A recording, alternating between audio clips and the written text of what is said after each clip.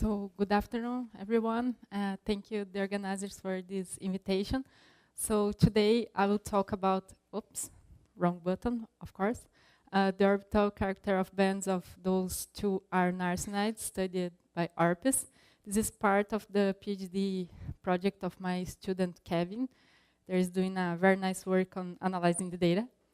So I'm working now in Campinas group, leader by Professor Pascoal Pagliuso, and my colleagues are Professor Rettori, Professor Granado, and Professor Urbano. And this picture contains the biggest part of our group.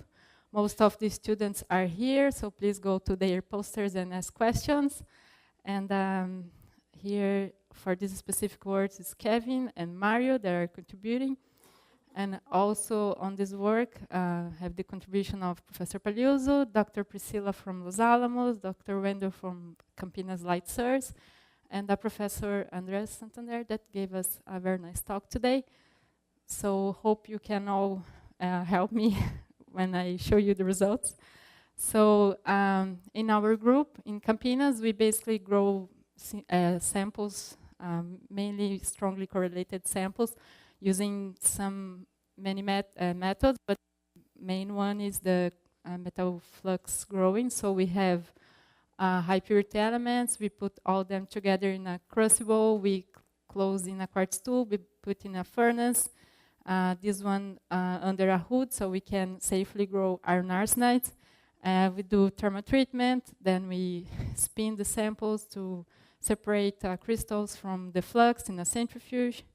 So after we have the crystals, we have the whole preparation lab, glove box, microscopes. We check phase with powder diffraction diffractometers. We check stoichiometry in a WDS. We can do EDS, and we measure properties, microscopic properties in a 2 ppms, 14 Tesla one, 9 Tesla one, squid magnetometer. And new squid VSM magnetometer is arriving next year, hopefully. So the outline of my talk. First, I will talk about the motivation and ARPES overview and introduction of those two materials, and finally the experimental results. So the motivation, the basic objective was to study the orbital contribution of the electronic band close to the Fermi level of the baryon iron 2 arsenic 2 and europium iron 2 arsenic 2.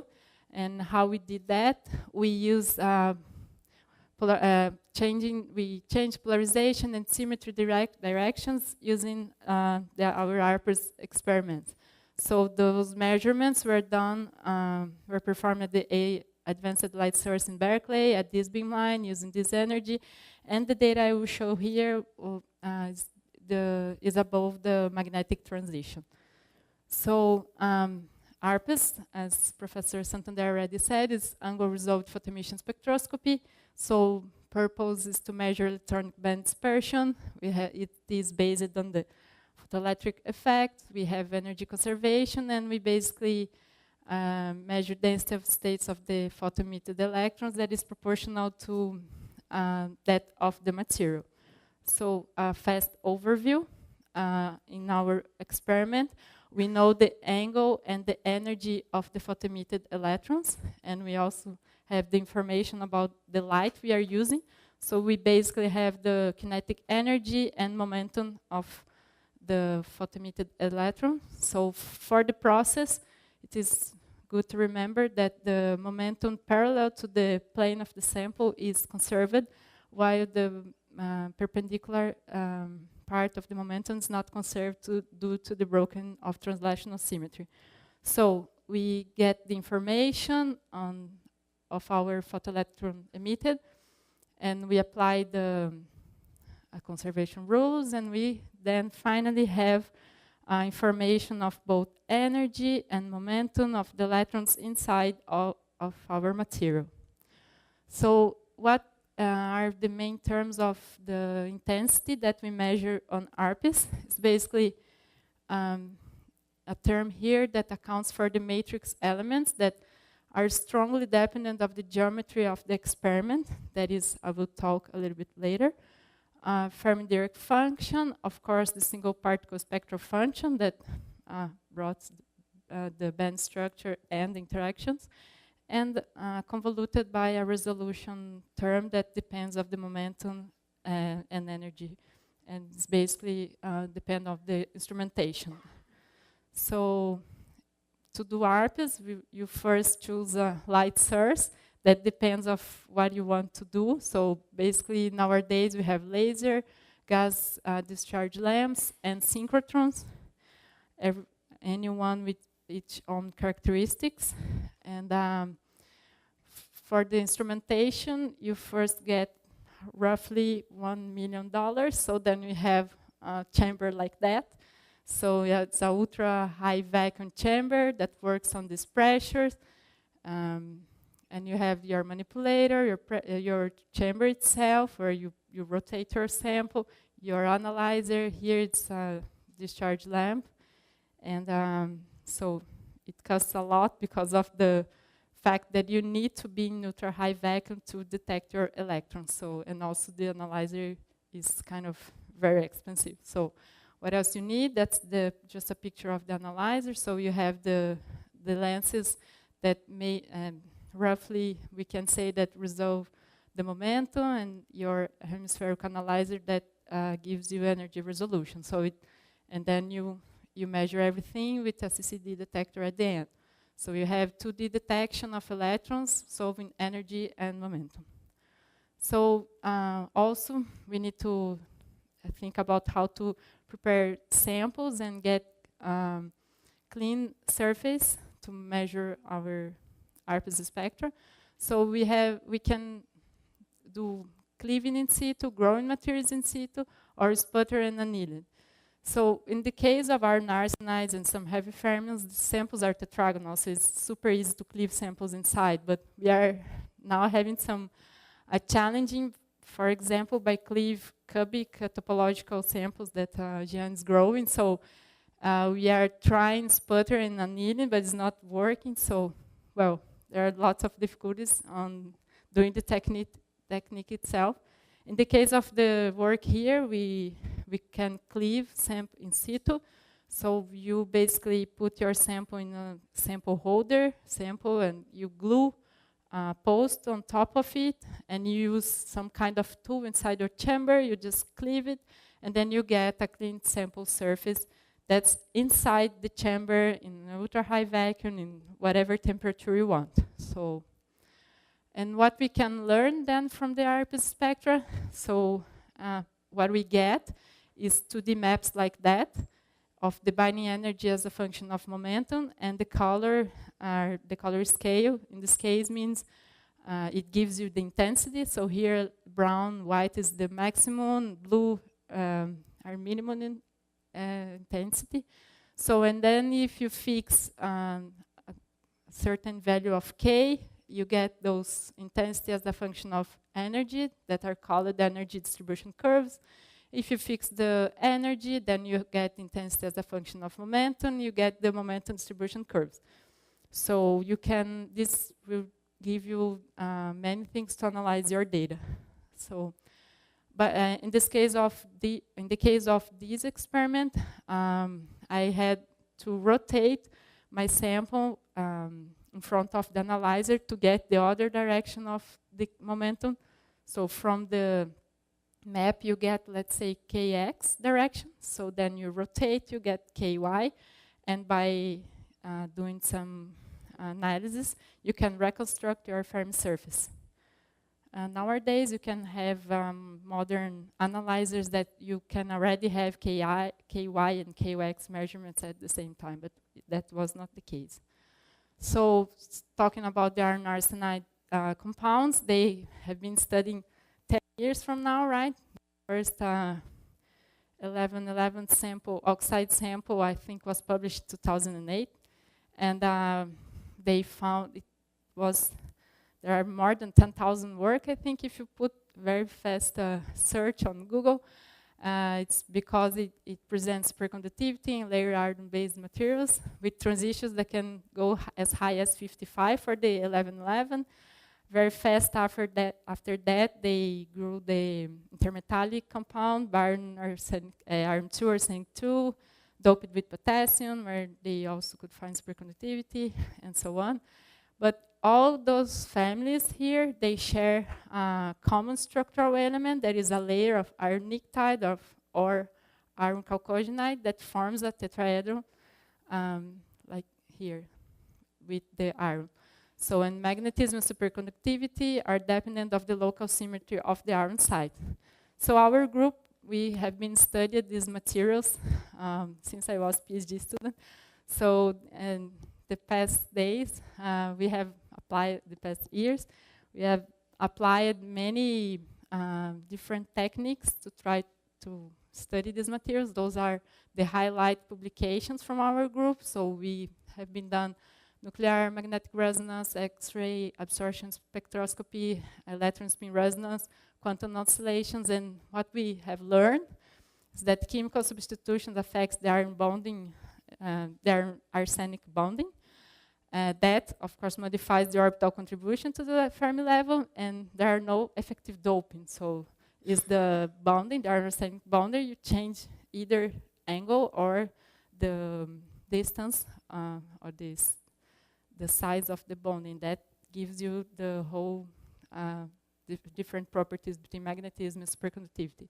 So the decrease in the iron arsenic distance shows the suppression of the spin density wave phase and the localization of the iron 3D bands in the iron arsenic plane.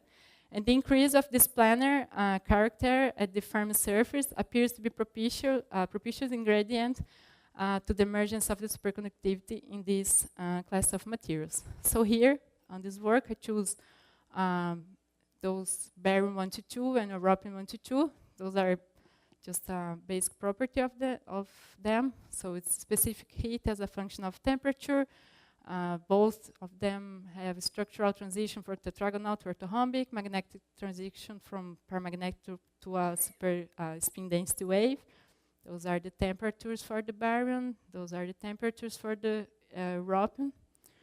From the electronic point of view, the band structure is near the Fermi level. Is mainly formed by the electrons coming from the 3D bands of iron. And due to the tetragonal crystal field, they split as 3 T2G states, like that, and 2 EG states like that. And we choose barium 122 and europium 122 because they have roughly density of states. And as they are the parent compounds, let's say, they have less disorder and they are not superconducting. So the Fermi surface material, this is for the barium. This picture took from the literature. So usually we see, so they present 2 electron-like pockets around X point in the corner of the Brillouin zone, and 2 hole-like pockets around the gamma point. This is gamma, this is Z, and it's hard to tell you if it is 2 or 3 bands, pockets here, because some even experimental or theoretical work show sometimes 2, sometimes 3, so it's not consensus for these days. This is a picture from a paper, from this paper, where we use the density of state calculations here to try to make a cartoon to help our data, to help our analysis. So we took from these calculations here, we extract the bands, and I call it alpha, beta, and gamma here, just because it's what people is calling the bands. And but it's super hard to identify. I will show you in a minute on my results. So they are all together near the Fermi level. So, and alpha has more this character, beta has more this character, and gamma is more, this is the one that is more planar. So this is what is happening close to the Fermi level. And how we do the orbital differentiation. So this is the term of the intensity of ARPES. and it's proportional to this term here. So what we have is that if your initial state is even, you will have intensity only for pi polarization, and if your initial state is odd, you will have intensity only for sigma polarization, applying the symmetry of our experiment here. So then we can construct this table here where we can relate the direction of the high symmetry on the Brillouin zone and the polarization, and then we have the orbitals, and then we can say in one specific direction with one specific polarization what are the orbitals that are contributing more. So we use this to guide us. So we did the experiment exactly by choosing, so for this kind of experiment we need synchrotron radiation mainly to change energy and to change polarization. So we need to change energy to be in gamma or Z point. Here it is done for gamma X or gamma M directions, but I will extrapolate that for ZM and ZX, because for now it's like qualitative analysis that I'm doing. So those are the results I have. I will always show baryon compared with europium. So this is ZM direction in sigma polarization. That's the band map of energy as a function of momentum. Those are the second derivatives. I put them here together just to show that sometimes it's easier to make the second derivative to look at the data, and that these will help us to fit and first find the bands and then fit them. So this is just one, showing you one MDC at some energy here that it's about here. We used to fit Lorentzian's peak, and each dot here comes from a fitting like that. So then if I do that for the other KY cuts, I can reconstruct the Fermi surface with my analysis. So I put here the dots, they are all coming from fits. And I'm here comparing with the second derivative where we try, this is just guide to the eye here, this is fitting. This is guide to the eye where we try to put two bands, but from the fitting was impossible to see two bands there. So I left it there just to show you how hard is it to get good fittings. So on this particular direction, we have contributions at the Fermi level more from these orbitals than these. So I took the points, I put them together here for baryon and for europium 1 to 2, and just qualitatively, I can see that I call this alpha band because accordingly to what orbitals are forming, I will call alpha, beta, or gamma. Actually, for ZM or gamma M direction, it's hard to tell if we have alpha or beta, but I choose to call it beta, alpha. So it looks, it seems to me that for this particular direction, alpha beta looks bigger in the europium sample. So now I change direction. So I go to ZX direction, same polarization. I show you again the baryon 1 to 2, europium 1 to 2, energy as a function of momentum. I put here the energies and temperature. So remember, I'm just showing you the results of the paramagnetic state, and energies here are different because I need to change to get Z point for this sample and that sample. So second derivatives are where we can try to see two bands, but from the fittings I could do it. So remember, those points come from the fittings. I show you just an example taken in minus 50 millieV. And what I could see from this direction is, seems to me that, well, it seems from the data, that the bands here are crossing the Fermi level for the baryon sample, while they are bending before the Fermi level for the europium sample.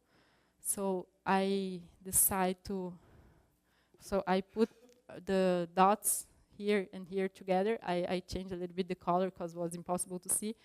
So the europium are the filling symbols, while the baryon are the open ones. So it's clear here that the European is bending before the Fermi level, while the baryon bands are crossing here.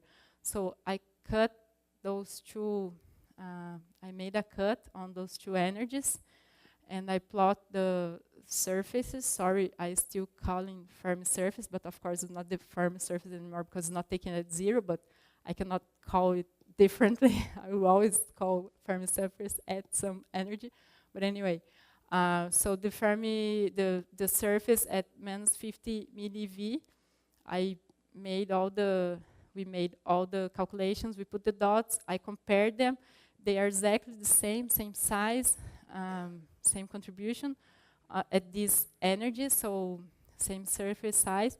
And above this energy, it seems that the European bands are collapsed. So by collapse, I'm just talking about the fact that it's bending before, and I cannot fit 2 bands anymore. I can fit just 1. So then I went a little bit above, closer to the Fermi level. I plot the Fermi surface at the surface at minus 20 millieV, and same direction. And I can see this is the closed. The symbols are for European, the open ones are for baryon. So I still can fit 2 bands for baryon, while I can do just 1 for European. And here are MDCs for different energies. So I'm coming from minus 10 millieV, 0, that is Fermi level, and 5 millieV positive. So what I could see is that from minus 20 millieV until 10 millieV, one can see only bands to, only 1 band to European 1 to 2, and for baryon 1 to 2 has more spectral weight crossing EF. It means, well, why I can tell you about something happening above 0 is because I'm in 150 to 100 Kelvin, so I still can infer a little bit about the spectral function above it because of the broadening of the temperature. So that's why I still having some data at this position.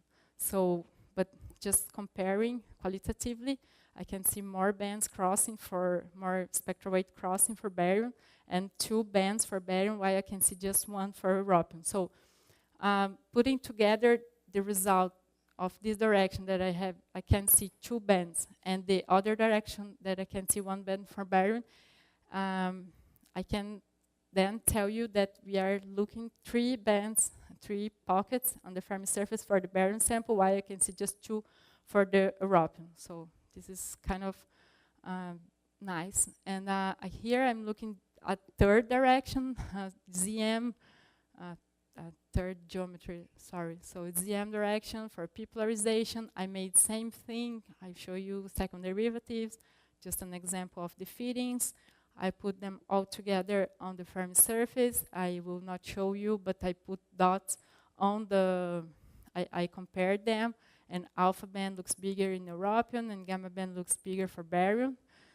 So just from this preliminary analysis, I could conclude that first, by choosing between baryon and European, we can change the occupation of the orbitals without changing actually the iron occupation.